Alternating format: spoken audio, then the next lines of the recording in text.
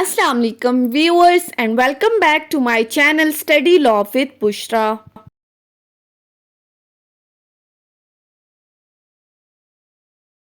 So we were discussing Civil Procedure Code 1908. We have discussed up till section 42. In this video we are going to discuss section 46.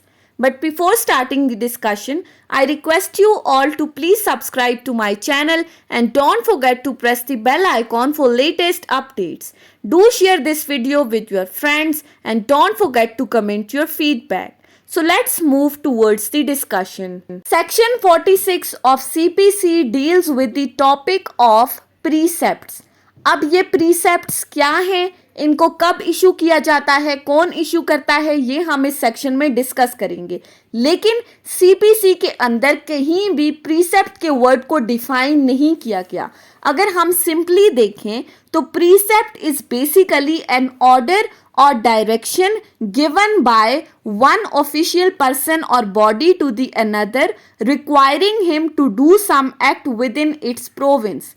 Precept एक ऐसा order या ऐसी direction है जो कोई भी official body किसी दूसरे पर्सन को इशू करती है ताकि वो उससे किसी तरह का कोई भी काम करवा सके.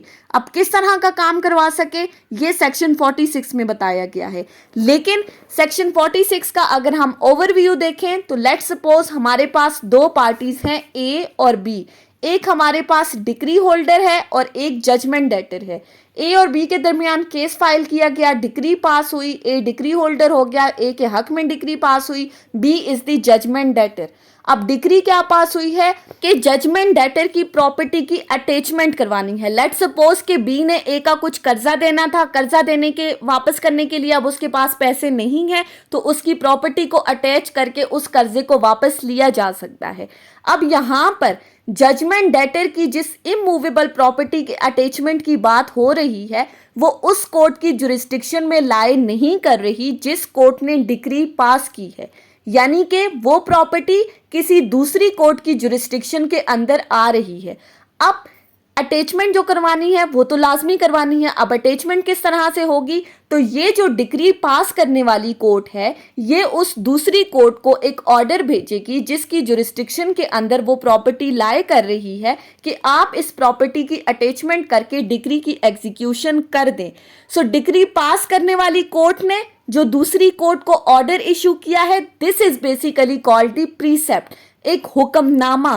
प्रीसेप्ट को हम कहते हैं एक हुक्मनामा जो एक अदालत दूसरी अदालत को भेजती है ताकि वो उससे डिक्री की एग्जीक्यूशन करवा सके. अब इसी प्रीसेप्ट को हम सेक्शन 46 के कॉन्सेप्ट से देखें तो सब सेक्शन 1 क्या कहता है. Upon the application of decree holder the court which pass the decree may whenever it thinks fit issue a precept to any other court which would be competent to execute such decree to attach any property belonging to the judgment debtor and specified in the precept. Subsection 1 में कहा गया है कि अगर तो decree holder judgement debtor की किसी property को अटैच करवाना चाहता है तो वो एक एप्लीकेशन देगा उस कोर्ट को जिसने ये डिक्री पास की है.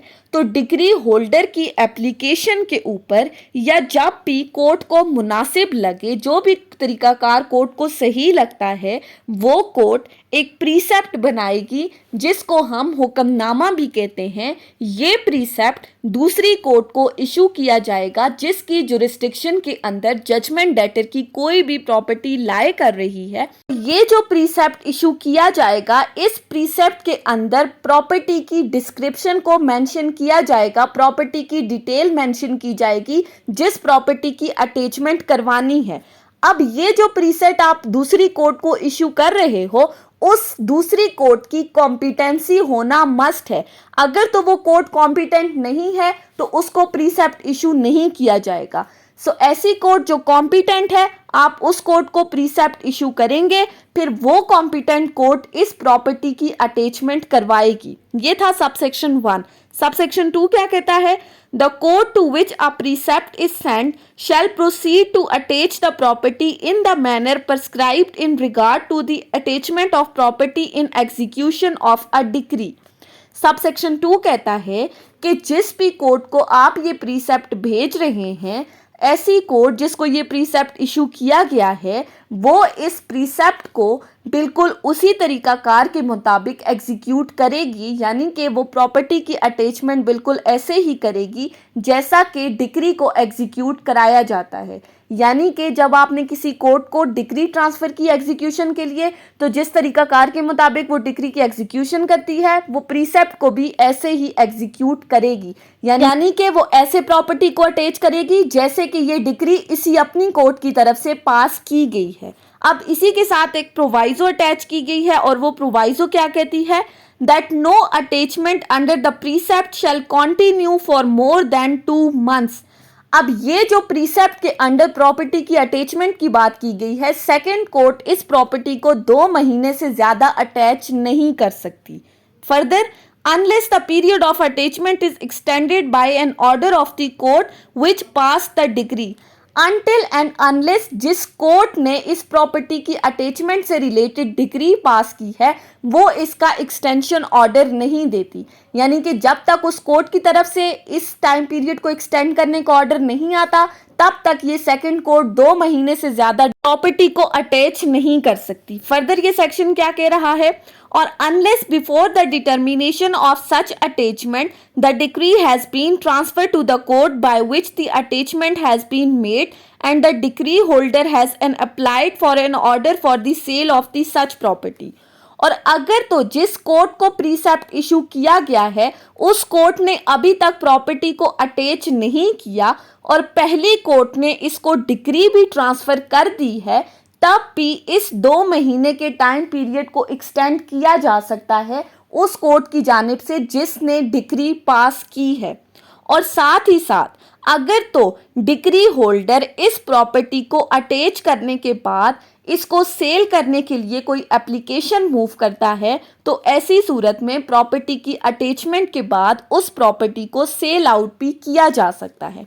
सो बेसिकली ये प्रीसेप्ट इशू करने का बेसिक पर्पस क्या था? The basic purpose behind the issuance of this precept is that कि जजमेंट डेटर की जिस प्रॉपर्टी की अटैचमेंट की बात की जा रही है डिक्री को एग्जीक्यूट कराने के लिए, जजमेंट डेटर अपनी उस प्रॉपर्टी को सेल आउट ना कर दे। यानी कि आपने तो डिक्री एग्जीक्यूट करवानी है, अगर उसकी प्रॉपर्टी नहीं होगी तो डिक्री की एग्जीक्यूशन नहीं होगी। तो ऐसी सूरत में डिक्री की एग्जीक्यूशन को सक्सेसफुल बनाने के लिए जजमेंट डेटर की प्रॉपर्टी को सेल आउट होने से रोकने के लिए प्रीसेप्ट इशू किया जाता है सेकंड कोर्ट को, ताकि वो इसकी प्रॉपर्टी को अटैच कर दे और हम इस डिक्री को एग्जीक्यूट कर सकें। सो सेक्शन 46 सिंपल कह रहा था कि जहां पर हमारे पास 2 कोर्ट्स हैं, एक कोर्ट ने डिक्री पास की लेकिन उस कोर्ट की जुरिस्डिक्शन के अंदर जजमेंट डेटर की कोई प्रॉपर्टी लाई नहीं कर रही जिससे हम डिक्री की एग्जीक्यूशन कर सकें, एक दूसरी कोर्ट है जिसकी जुरिस्डिक्शन के अंदर उसकी कोई प्रॉपर्टी लाई कर रही है, तो वो सेकंड कोर्ट को फर्स्ट कोर्ट की तरफ से प्रीसेप्ट इशू किया जाएगा। फिर वो सेकंड कोर्ट इस प्रीसेप्ट की एग्जीक्यूशन करते हुए जजमेंट डेटर की प्रॉपर्टी को अटैच करेगी, लेकिन ये जो अटैचमेंट का प्रोसेस है ये 2 मंथ से ज्यादा नहीं होगा। लेकिन अगर डिक्री पास करने वाली कोर्ट इसकी एक्सटेंशन का ऑर्डर देती है तो फिर सेकंड कोर्ट मजीद टाइम पीरियड के लिए भी इसको एक्सटेंड कर सकती है। So that was all about today's discussion on section 46 of CPC. I hope कि आपको ये लेक्चर समझ में आया होगा अगर आपने इस वीडियो को अटेंटिवली सुना है तो। अगर आपको ये वीडियो अच्छी लगी है तो इस वीडियो को लाइक करें, कॉमेंट करें और चैनल को जरूर सब्सक्राइब करें। Thank you so much for watching this video. Till then, Allah Hafiz.